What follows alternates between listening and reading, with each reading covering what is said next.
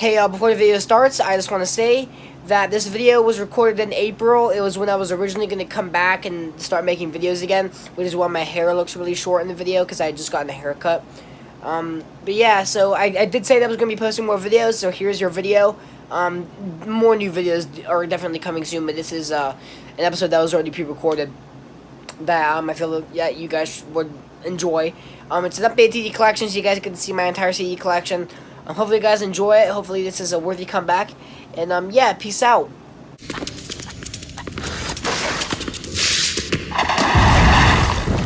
Hello, you Moonwalkers and Michael Jackson fans. Welcome back to another video, and today is going to be an updated CD collection video. So basically I haven't done a video in a really long time.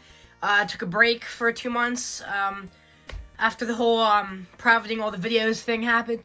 So, I've gotten a lot of new CDs since the last one about a year ago, and, you know, I'm gonna do some other Vital Finds episodes soon, but I'm just gonna kind of put all the new ones into the CD collection video, and I will be doing an updated record video too, and some other stuff, so yeah, let's get right into it. So, of course, we're gonna start with Michael Jackson. Here is the Gotta Be There album from 1971, Michael Jackson's first album on Motown. Here we have Michael Jackson's second album, Ben, released in 1971, again, on second album on Motown, and his second album in his solo career. Michael Jackson's fifth studio album, first on Epic Records, Off the Wall, the classic Michael Jackson disco album. Next up, we got Michael Jackson's...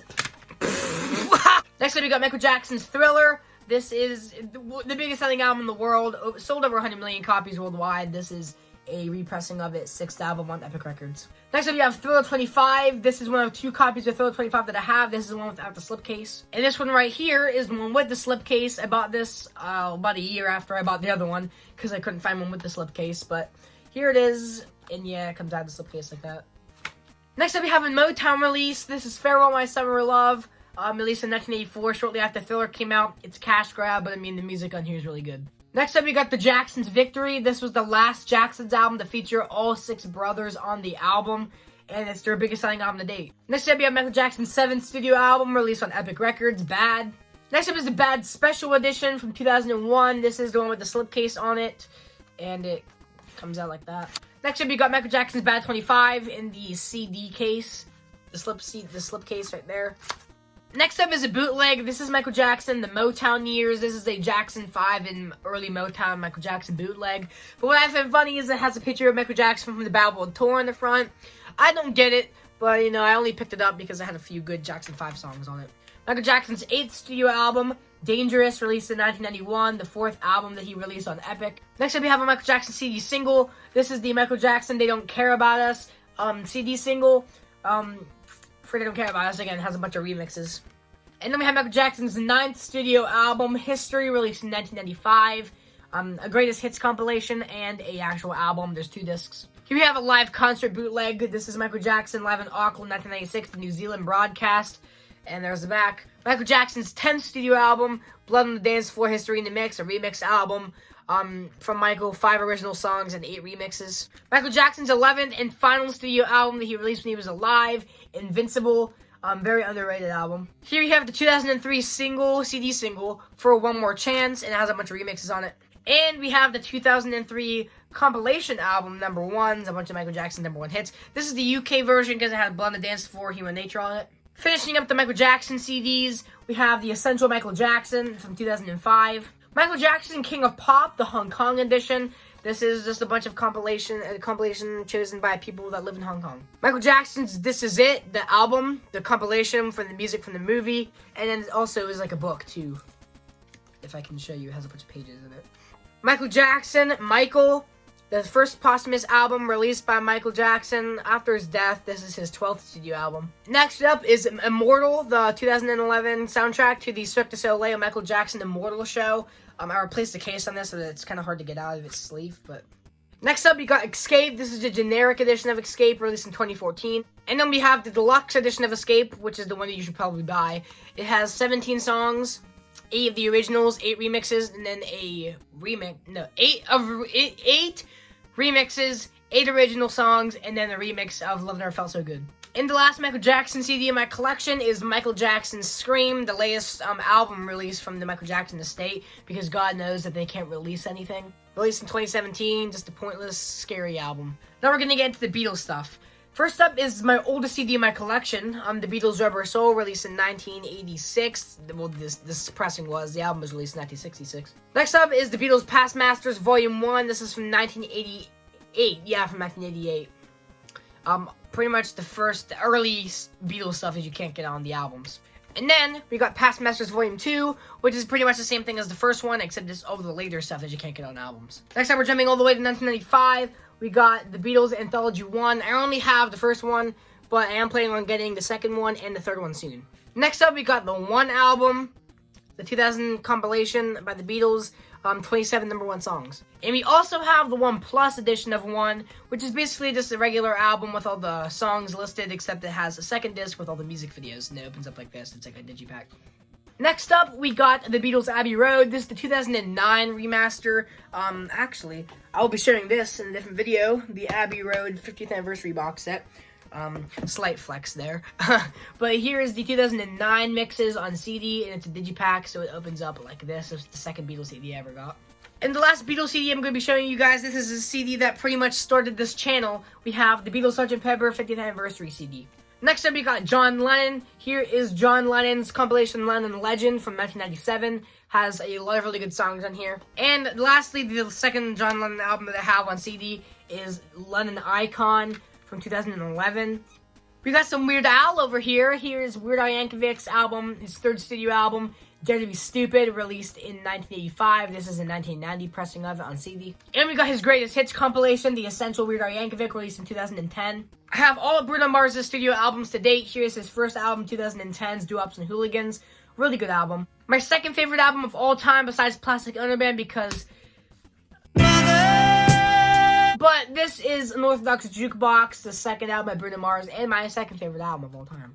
And finally, we got Bruno's latest album, 24 Karat Magic, released in 2016. Here we got Prince's first studio album, For You, released in 1978. His second release, Prince, I'm not that big of a fan of this album, but I mean, it's still really good, released in 1979. His third album, released in 1980, Dirty Mind, has a lot of really big hits on here too. My second favorite Prince album, Controversy. The fifth album by Prince, 1999, released in 1982. Next up, we got Purple Rain. This is the 2017 Paisley Park remastered, expanded edition of Purple Rain. So it opens up like this. You got 4 discs in here. We got the original album, unreleased tracks, single edits and B-sides, and then a concert film. So yeah, this is a really, really good package, and if you're just getting into Prince and like Purple Rain, then get this. Prince's 7th album, Around the World in a Day. I hate this album, but I mean, I have it for the collection. It's not that bad of an album, I just don't like it. We're skipping all the way over to 1989 with Prince's album Batman, the soundtrack to the movie of the same name. Next up, we got a Prince maxi single. This is the maxi single for Thieves in the Temple. It has the regular, it has the Thieves in the Temple remix, the Thieves in the Temple mix, and then the Temple House dub. I don't know if the original song was in here, but... And then we have the album that Thieves in the Temple was from, music from Graffiti Bridge, the soundtrack to the movie Graffiti Bridge, the sequel to Purple Rain. One of Prince's most successful albums to date, Diamonds and Pearls. This is the one with the holographic cover. Oh, there it is. It's moving there. You have to, really, put it in the direct light for it to move, but there you go. Finishing off some Prince stuff here with this last thing. We have my favorite Prince album of all time, Love Symbol. This is the repressed edition without the love symbol on the front. I am planning on getting one with the symbol, though, in the future. Here we have both of the Hits albums. We got the Hits 1. This is a repressed version of the Hits album. And then we got the Hits 2. This is an original pressing of the Hits 2.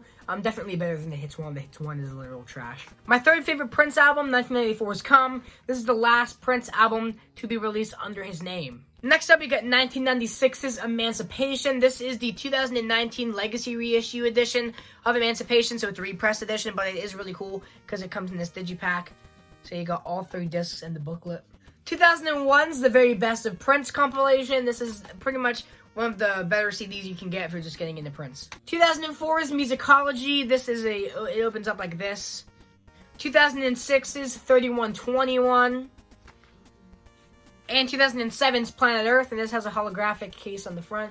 So we got the symbol with all the Earth stuff inside of it, and then we got Prince. Next up, we got his 2009 album, Lotus Flower and MPL Sound. So this is a 3-disc set.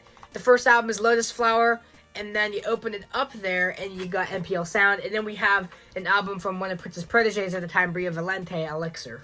Here's a CD that brought us one of my most memorable videos on this whole channel. We got Hit and Run Phase 1. And finally, everyone, the search is being completed. Hit and Run Phase 2 right here.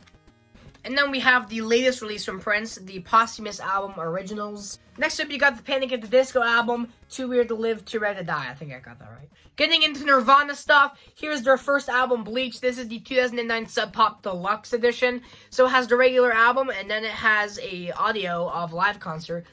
Chris Novoselic, Chad Channing, and Kurt. Here is the CD maxi single for Smells Like Teen Spirit. This has Smells Like Teen Spirit on it, the edited version, so it's a music video version. And then we got Even in His Youth and Aneurysm. Here's the CD maxi single for Come As You Are. There you go. It's got Come As You Are, and then we got School and Drain You. And the last CD maxi single for Nirvana that I have is the jewel case version of Nirvana's Lithium. After all those, we finally have the album that those songs are from, 1991's Nevermind. The 1992 album, Incesticide, a bunch of B-sides and rarities. And the last Nirvana studio album that they released while Kurt was alive is my personal favorite Nirvana album, 1993's In Utero. 1994's MTV Unplugged in New York, really, really great live performance, probably one of their best ones. In 1996 or 1997, I'm not entirely sure, but I know it's one of the later 90s albums. We got From the Muddy Banks of the Wishkah. This is a live album, contains a bunch of live songs from a bunch of various live performances. And the last Nirvana album in my collection is the 2002 compilation album, Nirvana. This album really helped me get into Nirvana and has one of my favorite Nirvana songs on it, You Know You're Right. Next up, we got Pearl Jam's debut album, 10. And we got the deluxe edition of 10. The 10 Redux. This is a really, really cool set. It has the regular album all remastered, and then it has some unreleased tracks and the DVD of their MTV Unplugged performance. Here's their 1993 album. 1992 album. 1992, yeah, I think it's 93. Versus, this has some of their bigger songs on it too, including Daughter, Animal, and Rearview Mirror. Rearview Mirror is my personal favorite Pearl Jam song. And the last Pearl Jam album that I have on CD as of now is their 1994 album, Vitalogy. This is my favorite Pearl Jam album, and it's an original copy, so it's in a book. And then this goes right there. Next up, we got My Chemical Romance's The Black Parade. This is a deluxe edition that came out, I think, around the anniversary. But I didn't know that it came in a slipcase, so all I have is this. It's a different cover edition. But it was the only My Chem album there at the store, so I bought it. Finally got some albums from Blink right here. This is one of my favorite Blink-182 albums. Probably my second favorite, actually. Dude Ranch. Really, really good album. This has some really good songs on it, including probably my favorite Blink-182 song, Damn It. And we have my favorite Blink-182 album, the Untitled album from 2003. This is one of my favorite albums of all time. And yeah, there's the back. Complete Green Day discography. I got all the albums, boy! Starting off with their debut album, 39 Smooth, but this is the deluxe edition. A re-released edition, I believe, from 2000s. I'm not entirely sure where this is from. But it's a compilation album, 1039 Smooth at Slappy Hours. Has their debut album and their 2 EPs, Slappy and 1000 Hours. And a bonus track from the compilation album, The Big Ones, titled I Wanna Be Alone. Their second album, Kerplunk, the last album that they released on their Lookout Records. Their major label breakthrough album, Dookie. And this is an original pressing from 1984. 1995's Insomniac.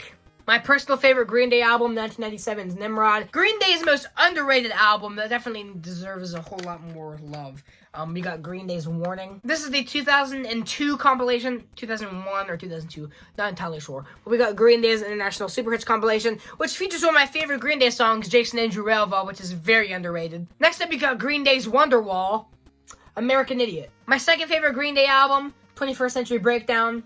Really, really good album. A lot of people seem to hate on this album, and I don't know why. I love it. Ya boy got all the albums in the trilogy. Starting off with my personal favorite from the trilogy, Uno. And then we got arguably the best album in the trilogy, Dose. And, okay, I take it, warning back. This is probably Green Day's most underrated album, Trey. This album gets a lot of hate, and it's probably one of the better ones in the trilogy. 2016's Revolution Radio. Here's their 2017 Greatest Hits compilation album, God's Favorite Band. I finally got an uncensored copy. Very happy about that. And my boys, we got the newest Green Day album released in February, father of all, boy. And to round off this insanely long comeback video, we got Merry Christmas from the Beach Boys. So yeah, my guys, I'm worn out. This was actually really fun to make. Yeah, it's gonna take a long time to edit though. My baby and me are going to say goodbye to you now. What do you say to him, Plastic on it, man? Keep on moonwalking and keep on Michaeling. I'll see you guys in the next video.